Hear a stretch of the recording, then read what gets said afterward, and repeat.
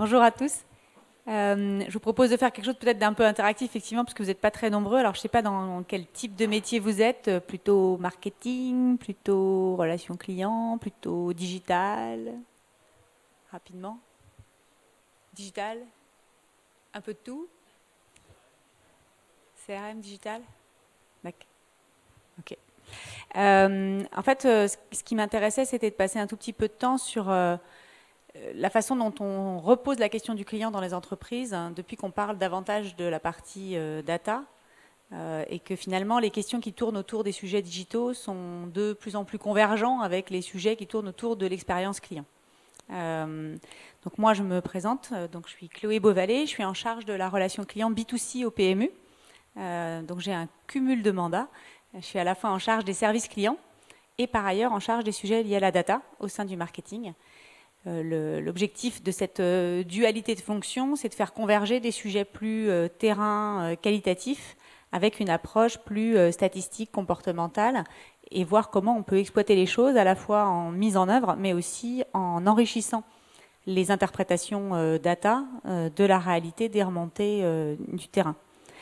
Et ce que je trouve intéressant ces dernières années, c'est que tout le monde dit qu'il faut placer le client au cœur de nos préoccupations. Si on regarde les rapports annuels, là j'ai mis Swiss Life, Accor et PMU, mais honnêtement je pense que je peux en faire une panoplie. Tous les rapports annuels disent il faut mettre le client au centre, il faut penser client. Donc tout le monde dit qu'il faut le faire, tout le monde dit qu'il le fait. Puis dans la vraie vie, on voit bien que les consommateurs, ils sont de plus en plus exigeants, de plus en plus en attente, et qu'ils ont l'impression que les marques le font toujours pas, malgré plein d'efforts. Et là où on avait un sujet historique qui était perçu plutôt comme du service après-vente, du traitement des réclamations là-bas au bout du couloir, pour ceux qui ont fait de la relation client il y a 10 ou 15 ans, on était un peu tout seul et tout le monde s'en fichait. Et aujourd'hui, c'est exactement le mouvement contraire, c'est que aussi bien les gens qui font du marketing, du commerce, du digital, de l'innovation, tout le monde dit que le sujet client, c'est le sien, alors qu'évidemment le client n'appartient à personne, qu'il est transverse à l'entreprise, et que ce sujet qui n'intéressait pas devient finalement un sujet qui est extrêmement tendance et dont tout le monde se préoccupe. Et la disruption qui vient, qui explique ce phénomène, c'est principalement le fait que le sujet de la data est devenu un sujet en soi, au point qu'on a même certaines entreprises comme Amazon qui finissent par avoir une certaine partie de leur offre qui n'est pas margeante, qui ne dégage pas de bénéfices, mais en direct, sur des activités de retail par exemple, mais qui dégage en revanche une richesse incroyable en termes de collecte de data. Et on voit bien qu'en fait, le vrai PNL, il n'est pas là où on le croit, il est plutôt effectivement dans la captation de cette donnée, et que cette transformation, elle vient du fait que, riche de toutes ces informations autour des comportements clients, les entreprises se posent la question de l'exploitation de cette donnée, avec un niveau d'exigence des clients qui a complètement changé. Puisqu'aujourd'hui, ils ne supportent pas de recevoir un mail qui n'a rien à voir avec la choucroute. Ils trouvent ça insupportable d'être sollicité alors qu'il avait dit qu'il ne voulait pas. Et il veut avoir une conversation la plus en temps réel, la plus non intermédiaire possible. Et donc, on arrive presque à un truc très complice entre la marque et le consommateur, en tout cas dans les attentes. Nous, en tant que marque, parce qu'on a super méga envie de bien comprendre le client et de lui donner pile poil ce qu'il veut pour qu'il achète au max notre produit, et le client pour qu'on ne l'embête pas avec des sujets qui ne sont pas exactement dans ses attentes. Donc, je voulais juste partager avec vous 4 thématiques qui me semblent être à l'œuvre dans nos entreprises à partir du moment où on s'équipe de magnifiques plateformes qui permettent de mieux exploiter la data, mais de se dire concrètement qu'est-ce qu'on en fait et quelles questions ça pose. Pour moi, le premier sujet, il est que, au-delà de la tarte à la crème des rapports annuels, ce serait bien qu'on y arrive pour de vrai à penser client. Et penser client, c'est pas faire en sorte que chacun dans son coin pense au client, parce que si vous demandez à n'importe quel chef de produit, à n'importe quel commercial, il va vous expliquer que évidemment il pense client, que évidemment son produit est extrêmement bien fait. Mais la vraie réalité, c'est que le client, lui, il voit une espèce de dissonance incroyable en tout ce que font les différentes personnes, les différents collaborateurs de l'entreprise, chaque chose ayant du sens dans son petit silo, mais n'en ayant pas de façon convergente. Et finalement, de dire placer le client au cœur de nos préoccupations, c'est bien plus que cette petite phrase en tant que telle.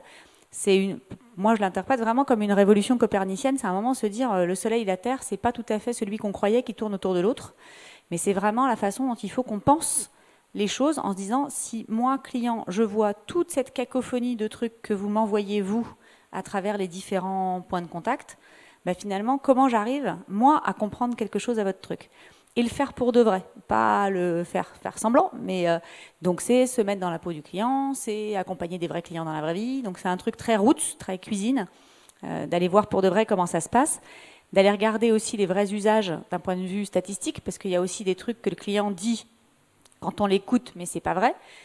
J'ai eu une vie passée chez Canal+, tout le monde, tous les abonnés s'abonnaient chez Canal+ pour les documentaires, le sport et le cinéma. Évidemment, le X était totalement passé sous silence, alors que évidemment, ça faisait partie des motivations des abonnements. Donc voilà, il faut évidemment aller regarder la réalité des usages, et d'où l'intérêt de marier une approche statistique avec une approche terrain pour travailler à quelque chose qui soit vraiment cohérent, vraiment simple vu du client, ce qui implique en fait, je trouve, pour nos organisations, un désilotage complet des fonctions. C'est-à-dire qu'il faut que les gens qui délivrent finalement d'une façon ou d'une autre tous quelque chose qui va être lu au final par le client, qui va être vu, qui va être perçu, ben, il faut qu'ils se causent. Et ça, c'est pas simple. Et c'est une vraie transformation culturelle d'imaginer que les gens qui sont au commerce ont un truc à dire aux gens qui sont au market, que les gens qui font le merchandising ont des trucs à raconter au type du service client. Voilà, il faut que ça se parle. Et ça, c'est du temps, entre guillemets, perdu, parce que c'est pas du temps passé à réaliser concrètement son activité et à l'opérer. Et cette façon de penser, alors aujourd'hui, on parle beaucoup là d'ergonomie, de revoir les UX sur nos interfaces, d'utiliser du design thinking pour concevoir nos produits. Enfin voilà, tout ça c'est formidable. Mais la réalité de l'usage, il faut l'incarner pour de vrai et faire ce vécu et opérer ce vécu. Et je trouve que c'est vrai en amont dans la conception, mais c'est vrai aussi en aval. Dans nos reportings, souvent on a des reportings un peu de business intelligence, là on a plein de statistiques dans tous les coins, mais on ne raconte pas des vécus clients. Et quelquefois, on fait bouger les lignes beaucoup plus facilement avec des verbatims, un récit, en disant voilà, je vous prends l'exemple, non pas d'un persona, mais d'un vrai client. Voilà ce qui lui est arrivé, voilà comment ça s'est passé. Et regardez l'incohérence de ce truc-là et donner du pouvoir à quelqu'un de remonter le fil de ces incohérences pour remettre de la cohérence dans l'ensemble. Et ça, c'est un vrai lâcher-prise pour chacun sur son propre domaine au profit d'une efficacité collective. Donc c'est aussi arriver à abandonner des prérogatives en disant moi j'ai l'outil pile poil qui fait tout bien comme il faut exactement ce que je veux, je délivre le projet exactement comme j'en ai envie parce que pour moi ce sera la perfection absolue en tenant absolument pas compte de l'écosystème tel qu'il est vu par le client. Quand je dis client, c'est B2B, B2C, on s'en fiche, hein, c'est effectivement le public qui va le percevoir. Et ça, on commence à avoir des outils pour le mesurer, le Customer Effort Score là, qui mesure effectivement l'effort nécessaire pour le client pour comprendre, pour accéder, pour pouvoir bénéficier de tel ou tel produit. C'est vraiment un truc qui est hyper intéressant pour regarder en repartant des process finalement, des parcours clients et en se disant bah, comment c'est vécu pour de vrai. Et c'est là où on retrouve cette dichotomie entre le parcours client et l'expérience client, ce qui n'est pas la même chose. On peut avoir un parcours épouvantable. Dans le jeu d'argent, on a un parcours de souscription épouvantable parce qu'on veut absolument faire en sorte, la loi veut absolument faire en sorte que les mineurs ne puissent pas jouer, donc il faut présenter sa carte d'identité. Il y a des exigences aussi bancaires, donc il faut qu'on ait un IBAN de client. Il faut qu'on vérifie la domiciliation du client, donc on lui écrit à son domicile en lui envoyant un code. Donc il y a des ruptures de parcours partout. C'est un cauchemar absolu. Mais selon les opérateurs, on peut essayer plus ou moins de simplifier la vie du client. On peut plus ou moins aller au-devant du client pour l'aider à faire. Voilà, mais tout ça, il faut effectivement le repenser en se disant, bon ben voilà, il y a des contraintes, hein, on n'a pas le choix. Voilà, comment je vais pouvoir l'opérer de façon cohérente et convergente avec mes camarades de jeu. Donc, pour moi, finalement, quand on parle du client dans l'entreprise, quand on est équipé de data, on le connaît vachement mieux, mais finalement, on revient à des problématiques très RH et managériales de culture d'entreprise. Le deuxième pan que je trouve intéressant avec ces histoires d'irruption de la data dans l'entreprise, c'est qu'on avait tendance à penser beaucoup en cluster, en segments, et de se dire, voilà, on fait des paquets de clients et puis on essaye de les adresser le plus intelligemment possible. La data aujourd'hui, avec le fourmillement de sources de données qu'on peut aller capter nous permet d'aller vers une personnalisation pour se dire que chaque interaction peut être parfaitement unique. Je peux arriver avec une seule campagne d'emailing aujourd'hui à avoir un message qui soit absolument unique, rien que pour vous, adressé au moment où vous en avez besoin et non pas au moment où moi je le souhaite. Donc c'est pas moi qui balance la campagne, c'est la campagne qui va apparaître dans votre interface quand vous serez actif sur votre device. C'est vraiment d'aller dans une personnalisation et dans une contextualisation absolue. Et finalement, ça pose la question de la place des campagnes non ciblées, en disant bah ok, dans ces cas-là, on fait de l'image. Des campagnes ciblées, en disant bah est-ce que ça a encore un sens de faire des segments, à part pour l'interprétation et la conception des campagnes, mais en revanche, dans le delivery, est-ce que le plus intelligent, c'est pas d'aller dans l'extrême personnalisation, l'extrême contextualisation, et finalement peut-être d'abandonner tous les autres trucs qu'on faisait avant qui servent plus tellement à grand-chose, ou en tout cas sur lesquels on n'aura jamais le même type de ROI.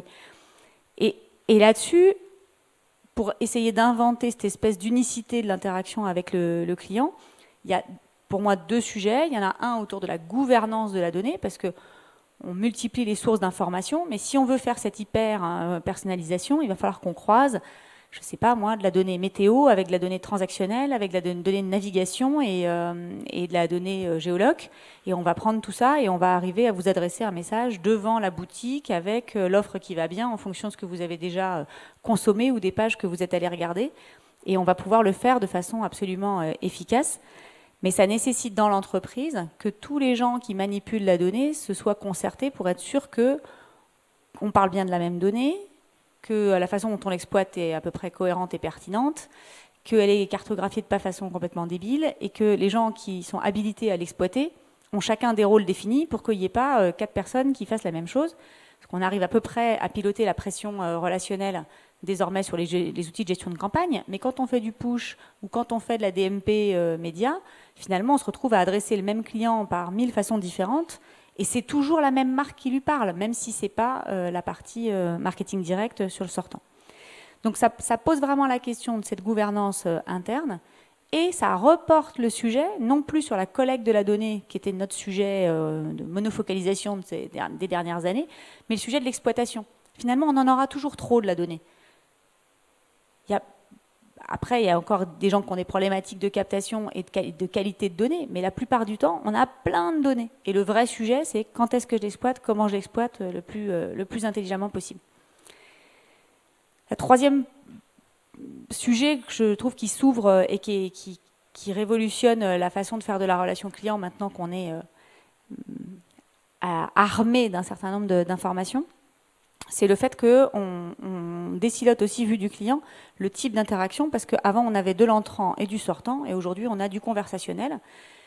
Et même quand ce n'est pas du conversationnel, le client le prend quand même comme du conversationnel. C'est-à-dire que quand il s'adresse à la marque et que la marque, pour une autre raison, lui adresse une information, un mail, un SMS, un push, on n'en sait rien, une notification, mais il le prend quand même comme une espèce de réponse à sa question, puisque finalement les interfaces deviennent conversationnelles, que ce soit sur les réseaux sociaux, sur les messageries instantanées ou sur le chat. On est dans cette conversation et qui devient une espèce de conversation ininterrompue entre la marque et le client et qu'il faut considérer comme telle. Donc la cohérence, elle se fait aussi dans le discours qu'on lui tient pour se dire finalement au même client, voilà tout ce que je lui ai raconté et voilà tout ce qu'il m'a raconté et quelle est la cohérence entre ce que moi je délivre comme discours et puis ce que lui, il me dit de l'autre côté. Donc ça peut aller jusqu'à la conversation ultime qui est inventons ensemble ma marque, inventons ensemble les produits de demain, les services de demain. Mais même quand on ne fait pas ça, on voit bien comment la relation qui hier était plutôt dans « faut que ça coûte le moins cher possible », c'est plus du tout de l'évitement de contact. Maintenant, c'est plutôt comment je vais aller capter le maximum de données. Et donc, il ne peut plus y avoir cette dichotomie en se disant du côté des réseaux sociaux, du côté des investissements digitaux médias, j'essaye d'avoir le plus d'engagement possible. Et puis de l'autre côté, du côté du service client, je planque mon service client, je planque mon numéro de téléphone, je mets du self-care pour que le client ne me parle pas. Ça ne marche pas. C'est complètement incohérent. Donc on revient finalement à une relation client où il faut essayer de parler au maximum avec le client, avoir cette conversation et exploiter cette conversation au fur et à mesure qu'elle se déroule. Et ça pose évidemment plein de sujets sur cette dimension beaucoup plus réciproque, beaucoup plus symétrique entre la marque et le client, qui est pour moi le dernier sujet de cette relation client un peu rénovée à l'heure de la data, c'est que, alors de toute façon on n'a pas le choix parce que nos obligations évoluent, la GDPR l'année prochaine passe encore un cran dans la transparence que l'entreprise doit aux consommateurs, mais on a vraiment la nécessité dans cette conversation de se mettre d'égal à égal avec le client et de pouvoir lui exposer ce qu'on sait de lui, de pouvoir lui dire pourquoi on lui offre un tel ou tel service, pourquoi on lui propose telle ou telle offre ou telle promotion. Et donc finalement, on est en train de se dire que cette conversation ininterrompue entre une marque et un consommateur devient complètement ouverte au fur et à mesure que ce client va évoluer. Alors quand on est en Chine et qu'on est sur WeChat, la conversation elle est ininterrompue et en plus totalement décloisonnée parce que le même consommateur peut être à la fois client, il peut être collaborateur de l'entreprise, il peut être partenaire éventuellement et on va l'adresser comme un seul et même individu puisque pour le coup il n'y a pas de cloison, les problématiques CNIL sautent.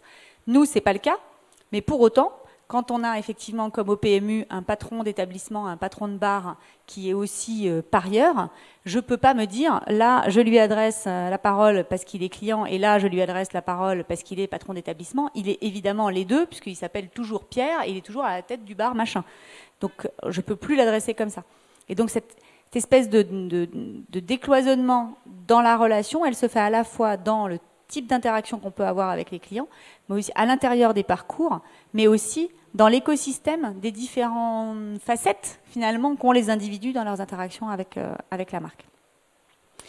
Donc voilà ce que je voulais partager, c'est plutôt des sujets qui sont très vastes, mais je trouve qu'on a eu tendance en tout cas ces dernières années, quand on s'est équipé d'outils autour de la data, à se poser plein de questions, effectivement plutôt de techno, de se dire quels sont les meilleurs outils qui nous permettent de super bien capter, super bien classifier, super bien organiser, super bien donner de la matière pour être intelligent. Mais la vraie question, elle n'est pas tellement sur être intelligent et avoir une relation client la plus intelligente possible. Elle est sur comment on la nourrit et comment on passe à l'acte. Comment on arrive à transformer cette richesse de la donnée, de la connaissance de nos clients et de nos consommateurs pour arriver à nourrir une relation qui ne peut plus être la même, parce que de toute façon, le client, c'est fini, c'est pas ce qu'il attend. Et qui, de toute façon, si on revient à... Moi, ce que j'aime bien, c'est revenir à la boulangère du coin de la rue. Finalement, notre exigence vis-à-vis d'une grande marque ou d'un grand groupe, c'est exactement la même exigence qu'on a quand on va chez le boulanger. On n'imagine pas qu'ils nous disent bonjour un jour sur deux et que l'autre jour, ils ne nous reconnaissent pas. On n'imagine pas qu'ils nous proposent le pain dont on a déjà dit 14 fois qu'on l'aimait pas et qu'on n'en voulait pas. Enfin, voilà. Et finalement, cette exigence, elle revient au même. Et on exige que ce soit dans une relation ininterrompue qui va exploiter toute la richesse de ce qu'on sait, mais qui va l'oublier. Et finalement, c'est peut-être ça qui se passe dans les entreprises maintenant qu'on a toute la captation de données possible et imaginable, c'est que la data, elle permet de s'affranchir de la data, pour peu qu'on soit capable de l'exploiter pour de vrai. C'est-à-dire que plus on a d'intelligence, plus finalement il faut qu'elle s'efface au profit de la relation. Et on voit bien le mouvement où on est parti d'une relation client un peu ignorée, un peu après coup dans les entreprises. On est remonté sur une relation client en disant maintenant il faut vraiment que ça devienne un vecteur de captation d'informations sur nos clients pour que nous, marques, on soit les plus intelligentes possibles. Et là, on se dit en fait non, ça suffit pas d'être intelligente, il faut qu'on revienne à la relation et qu'on la nourrisse et que le vrai sujet, c'est comment on interagit le plus intelligemment possible avec les clients, avec le plus de valeur ajoutée pour eux et pour nous, mais au final pour eux, parce que quand ce sera pour eux, ce sera pour nous. Et c'est comme ça que l'interaction se fait de la façon la plus efficace, me semble-t-il, possible. Donc finalement, des sujets plus managériaux, plus RH, plus de convergence et de désilotage des métiers, mais avec une maîtrise totale de l'expertise technique, parce que si on n'a pas cette connaissance, cette compétence sur la donnée, forcément on ne sait pas comment l'exploiter derrière. Je ne sais pas si ça rejoint vos propres interrogations métiers, ou si vous avez des questions.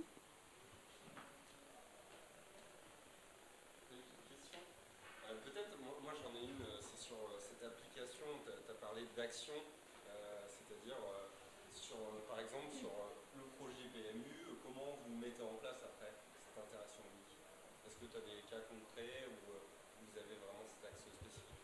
Sur le côté unique de la personnalisation, ouais, on est vraiment en plein dans ces sujets-là. Nous, on s'est équipé d'une plateforme Big Data il y a 2 ans, avec au début beaucoup de questions plutôt de techniques, d'outils, de savoir comment on la positionne, comment on fait tomber des sources de données dedans pour que ce soit le plus accessible possible. Et là, on est vraiment en train de migrer en se disant, on a plutôt exploité ces données pour améliorer le ciblage des campagnes. Et ouais, super, on a grappillé 1.1, 1.2 d'efficacité additionnelle, mais on n'a pas créé de vraie disruption. Donc c'est super, hein, ça fait de l'amélioration continue, mais vu le prix des plateformes de big data, ça fait un peu chéro l'investissement, donc il va falloir qu'on trouve une autre solution. Et donc là, on est en train de cranter en disant, ben, voilà, ce qu'on veut maintenant, c'est on trouve une mécanique, on la paramètre, mais par contre, la façon dont c'est ensuite délivré au client, on arrive effectivement à le faire avec à la fois le moment où c'est donné au client qui est en fonction de lui, avec des mécaniques qui s'auto-ajustent en disant, voilà, c'est un client qui va jouer N fois par semaine, on va lui proposer une offre qui ne se déclenche que s'il joue N plus une fois par semaine, mais le N étant évidemment complètement lié à lui-même. Et en regardant aussi sur du cross entre Hippique Poker Sport, la réalité de ses usages précédents pour savoir si on lui propose uniquement sur l'univers d'origine ou si on lui propose sur des univers connexes. Donc on essaye de l'ajuster, mais on est en train de tâtonner. Et le vrai sujet, c'est celui-là. C'est quelle place ensuite pour garder des opérations voilà, qui sont des opérations de masse, hein, genre je réactive tous les mecs qui n'ont pas joué depuis N jours et qui, par le passé, avaient fait plouf plouf plouf. Mais vraiment, je me dis, finalement, voilà les critères qui font que je pense que ce client pourrait revenir un jour. Et ensuite, à quel moment, sur quel signal, sur quel moment de vie, sur quelles données, j'appuie une reprise de contact avec ce client-là pour refaire revenir, par exemple. C'est intéressant, donc c'est d'attaquer... Est-ce que je vais... Parfait. C'est d'attaquer une forme d'équation où au final tu as différents types de variables qui vous correspondent. On parle beaucoup de personnalisation, mais ce que tu évoques, c'est aussi la contextualisation. Donc c'est de se préoccuper de l'utilisateur, mais en même temps, voilà, si tu lui envoies une promotion toutes les semaines et qu'il joue une seule fois par mois, là tu vas le perdre et du coup le coût d'acquisition, voilà, on sait qu'il augmente sans cesse. Et du coup cette rétention, ce contact unique est encore plus important et surtout ce qui est intéressant c'est que vous l'intégrez l'aspect promotionnel parce que ça il y a peu de marques qui le font. Bon, il faut de la personnalisation peut-être pour une date anniversaire on va offrir une réduction ou autre, mais sur des habitudes d'achat et de la personnalisation propre au parcours, ça je pense qu'il y a encore beaucoup de développement dessus à faire. En tout cas, je trouve que c'est des vraies questions parce que quand on parle perso, effectivement on a l'impression qu'il y a d'un côté la perso, de l'autre côté la contextualisation, mais en fait la question est la même. Et typiquement, réactiver un client qui n'a pas joué depuis longtemps quand il passe devant son point de vente ou quand il est à la maison chez lui, bah forcément, c'est pas la même chose. Si on le réactive chez lui, ça vaut la peine de lui faire une offre sur le online ou sur des canaux à distance. S'il passe devant la boutique, ce serait quand même dommage de ne pas lui proposer de rentrer. Donc c'est là où les sujets se rejoignent en fait. Okay. Est-ce qu'il y a des questions ? Bonjour. Vous parlez justement de data, de réactivation et de contact, enfin de contexte, de points de contact unique et d'hyper-personnalisation. Sauf que vos clients, du coup, là, on parle uniquement des clients qui sont sur l'application ou online parce que vous avez peu ou pas de data sur les clients qui jouent, comme vous parliez, en bar. Alors, pas le propriétaire du bar, mais tous les clients qu'on peut voir ou même dans les PMU, enfin les boutiques PMU comme vous avez qui ne font que ça. Là, à ce moment-là, au moment où le client joue, vous agrégez pas de data sur le client. Le jeu, il est non connecté, non... Alors c'est toujours rigolo de voir qu'à la fois on n'a pas de data et en même temps on a plein de data. Donc on n'a pas du tout les mêmes data, en tout cas ça c'est clair. C'est-à-dire que pour ceux qui jouent dans ce qu'on appelle le off, donc dans le réseau, on a beaucoup moins de données, on n'en a que sur les gens qui jouent sur compte avec la carte de feed. Voilà. Pour les autres on n'a pas. Donc effectivement la majorité des clients, en plus ils jouent en espèces, donc vraiment on n'a rien. Pour autant on a plein de data, parce qu'on a toutes nos transactions. Et nous, nos clients, ils jouent plusieurs fois par jour, quelquefois. Ils ont énormément de transactions qu'on est capable, pas forcément de réconcilier pour dire que c'est tel individu qui a tout fait, mais comme on va retrouver dans la grande distribution, on est capable quand même d'avoir un ticket de caisse. Et on est bien, je vous prends un exemple, quelqu'un qui va jouer, qui va gagner, on va lui donner un gain. Ce chèque de gain, il va pouvoir le rejouer. On aura bien là une chaîne d'interaction qu'on est capable d'interpréter. Donc je trouve que justement ce sujet de la collecte de data, on essaye de se dire « Ah mais je ne le connais pas ». Non, je ne sais pas que c'est Pierre Dupont, on est d'accord. Pour autant, je sais que c'est la même personne qui a fait un certain nombre de choses. Et si je suis capable à ce moment-là pas de tout savoir de lui, mais avec ce que j'ai comme données, de pouvoir quand même faire déjà un bout de personnalisation, bah, c'est déjà pas si mal. Et de la même façon, des gens qui auraient l'application PMU, mais qui joueraient en point de vente et qui simplement chercheraient de l'information avant de jouer sur l'application, bah, ils m'intéressent aussi. Je ne suis pas capable de chaîner avec ensuite le pari pour de bon, mais quand même quelqu'un qui se pose des questions sur la réunion 1, course 2 à Enghien, juste avant le départ de la course, intuitivement, il devrait peut-être jouer dessus. Oui, mais là, vous avez des taux d'utilisation de l'app. Donc, du coup, à la rigueur, ça vous fait une data à traiter. C'est vrai qu'en point de vente... Ouais. Mais qui n'est pas l'app de jeu, qui est l'app d'information, qui est l'autre. Oui, oui. Ah, c'est pas la même, d'accord. Et non, parce qu'on n'a pas le droit, sinon ce serait trop simple. D'autres questions? Très bien. Dans ce cas, on va remercier Chloé. Je pense qu'on peut l'applaudir. Merci à vous.